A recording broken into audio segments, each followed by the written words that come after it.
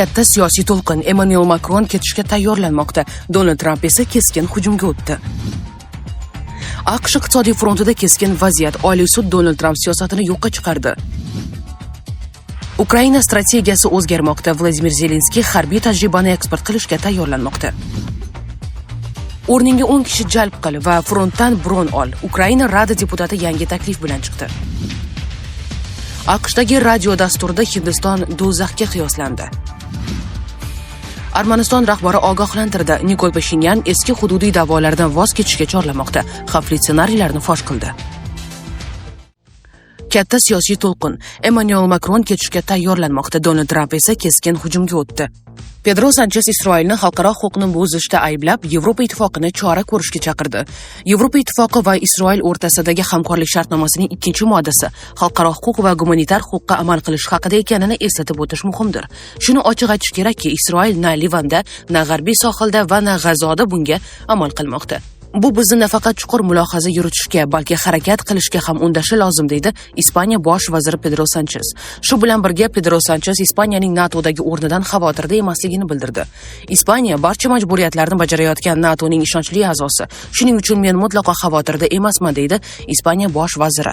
Shuningdek, Sanchez Ispaniya ittifoqchilar bilan to'liq hamkorlik qilish tarafdori ekanini, ammo bu har doim ham xalqaro huquq doirasida bo'lishi kerakligini tasdiqladi. Emmanuel Macron esa 2027-yildan keyin siyosatda qolmasligini aytdi. Men ilgari siyosat bilan shug'ullanmaganman va undan keyin ham shug'ullanmayman, deydi Fransiya prezidenti. Ismoil Baqoyi Eron va AQSh o'rtasida hech qanday uchrashuv rejalashtirilmaganini ma'lum qildi. Biz Islomobodga rasmiy tashrif bilan yetib keldik. Abbos Aroqchi Pokistonning yuqori darajadagi rasmiylari bilan uchrashadi. Bu uchrashuvlar AQSh tomonidan tajovuzkor urush deb atalgan vaziyatni tugatish va mintaqada tinchlikni tiklash bo'yicha davom etayotgan vositachilik va diplomatik sa'y-harakatlar bilan muvofiqlashtirilgan. AQSh va Eron o'rtasida hech qanday uchrashuv rejalashtirilmagan. Eronning pozitsiyasi va fikrlari Pokiston orqali yetkaziladi, degan Eron tashqi ishlar vazirligi voizi. AQSh iqtisodiy frontida keskin vaziyat. Oliy sud Donald Trump siyosatini yo'qqa chiqardi. Donald Trump Oliy sud qaroriga ko'ra Oq uy 3-mamlakatlarga noqonuniy ravishda undirgan bojlarni qaytarib berishi kerakligini tan oldi. Oliy sudning dahshatli va bema'ni tarif qarori tufayli o'nlab yillar davomida mamlakatimizdan foydalanib ketgan odamlar va kompaniyalar endi 159 milliard dollarni qaytib olishlari kerak, deb yozdi prezident o'z ijtimoiy tarmog'ida. Trampning aytishiga ko'ra, sud o'z qarorida Qo'shma Shtatlar allaqachon to'langan bojlarni qaytarishi shart emas deb yozmaganidan afsusda. Bu AQShni boyroq qilgan bo'lar edi. Fevral oyi oxirida AQSh Oliy sudi Tramp import bojlari joriy etish vakolati bermaganligi haqida qaror chiqardi. Uning o'zi esa favqulodda holat e'lon qilinganini aytib, milliy xavfsizlikka oid barcha tariflarni saqlab qolishga va'da berib, aksincha turib oldi. Bunga javoban u barcha mamlakatlarga 150 kun davomida qo'shimcha 10% tarif joriy qildi. Ertasi kuni u uni 15% ga oshirdi. Ukraina strategiyasi o'zgarmoqda. Vladimir Zelenskiy harbiy tajribani eksport qilishga tayyorlanmoqda. Ukraina prezidenti Vladimir Zelenskiyning Saudiya Arabistoniga tashrifi oddiy diplomatik safar emas, balki urush fonida Ukraina tashqi siyosatining keskin burilish nuqtasi sifatida baholanmoqda. Kiyev rahbari u yerda valiahd shahzoda Muhammad bin Salmon bilan yopiq va strategik muzokaralar o'tkazib, xavfsizlik, energetika va infratuzilma yo'nalishlarida hamkorlikni kengaytirish masalalarini muhokama qildi.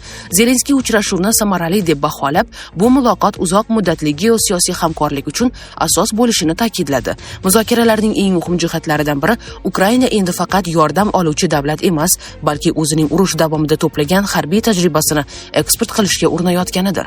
Xususan, dronlarga qarshi kurash, havo mudofaasi va zamonaviy urush texnologiyalari bo'yicha tajriba Saudiya tomoniga taklif qilinmoqda. Bu esa Kiyevning o'zini global xavfsizlik tizimida faol o'yinchi sifatida ko'rsatishga urinayotganini anglatadi. Shu bilan birga energetika sohasi ham markazda bo'ldi. Urush sabab jiddiy zarar ko'rgan Ukraina energetika infratuzilmasini tiklash uchun katta investitsiyalarga muhtoj. Saudiya esa bu borada yirik moliyaviy imkoniyatlarga ega davlat hisoblanadi. Tomonlar elektr tarmoqlarini tiklash, yangi energetik loyihalarni rivojlantirish va qayta tiklanuvchi energiya manbalariga sarmoya jalb qilishni muhokama qildi. Bu holat hayot sifatiga ta'sir qilyaptimi? Oilaviy hayotda zaiflik, stress va ishonchsizlik olib kelyaptimi? Vulkan erkak kuchi va ishonchining yangilangan manbai. Prostata bezi adenomasi, surunkali prostatitdan qutulishga yordam beruvchi ishonchli formula. Atigi 5-7 kun ichida natijasini sezasiz. O'zingizni yengil va ishonchli his eting. Vulkan, siz izlagan tabiiy yechim. O'rninga 10 kishi jalb qil va frontdan bron ol.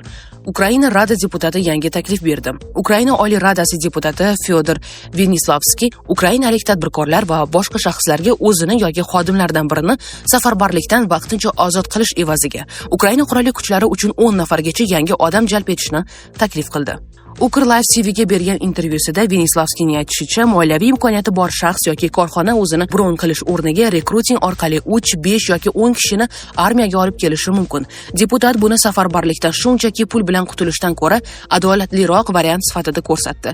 Venislavskiyning bu bayonoti Ukrainada muhokama qilinayotgan iqtisodiy bron mexanizmi fonida yangradi. Xususan, Radada oldin ro'yxatdan o'tgan qonun loyihalarida safarbarlik to'g'risidagi qonunga iqtisodiy bron tushunchasini kiritish va bron uchun maxsus yig'im joriy etish taklif qilingan. Bu loyihalar 2026-yil 10-fevralda kun tartibiga kiritilgan, ammo hozircha qo'mitalarda ko'rib chiqilmoqda. Venislavskiyning fikricha, bunday mexanizm pulga ega va ega bo'lmaganlar o'rtasida qo'shimcha ijtimoiy bo'linishni kuchaytirishi mumkin. AQShdagi radio dasturda Hindiston do'zaxga qiyoslandi. Hindiston AQSh prezidenti Donald Trump tomonidan ulashilgan va mamlakatni do'zaxga o'xshash joy deb ta'riflagan fikrlarni asossiz deb baholab, ularni noo'rin va ikki davlat o'rtasidagi mustahkam munosabatlarga mos kelmasligini bildirdi. Ma'lum qilinishicha, mazkur fikrlar konservativ sharhlovchi Michael Savage tomonidan The Savage Nation radio dasturidagi chiqishida aytilgan. Trump ushbu dastur stenogrammasini payshanba kuni o'zining Truth Social sahifasida hech qanday tushuntirishlarsiz joylashtirgan. Stenogrammaga ko'ra Savage shunday degan: "Bu yerda tug'ilgan bola darhol fuqaro bo'ladi. Keyin esa butun oilasini Xitoydan, Hindistondan yoki sayyoradagi boshqa do'zaxga o'xshash joylardan olib keladi." U shuningdek, hozirgi muhojirlar orasida mamlakatga sadoqat deyarli yo'qligini, bu avvalgidek emasligini aytgan. Trump AQShda tug'ilganlik asosida fuqarolik berish amaliyotini cheklashga qaratilgan farmon chiqargan. Ushbu qaror AQSh Oliy sudida ko'rib chiqilmoqda. U shu oy boshida mazkur masala bo'yicha sud majlisida ham ishtirok etgan. Hindiston Tashqi ishlar vazirligi payshanba kuni kechqurun ushbu bayonotlarga keskin munosabat bildirdi. Vazirlik vakili Ranhir Jaiswal bu izohlarni noo'rin va saviyasiz deb atadi.